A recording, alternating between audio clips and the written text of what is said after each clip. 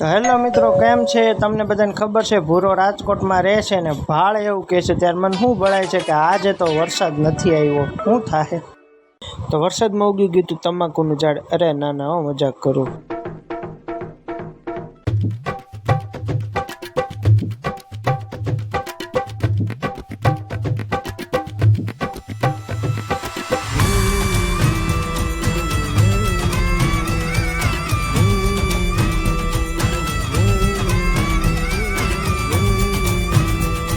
ઘરે આવ્યા તો ખબર પડી ગેસનો બાટલો ફાટી ગયો.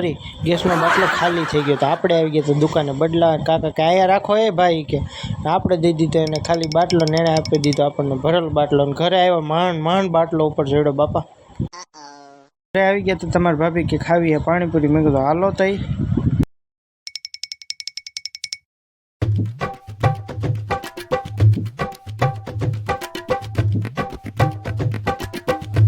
તો આપણે પૂગી ગયા હતા પાણીપુરીની લારીએ. ખવડાવી દઈ પાણીપુરી. રાણો પાણીપુરી ન ખાય હો.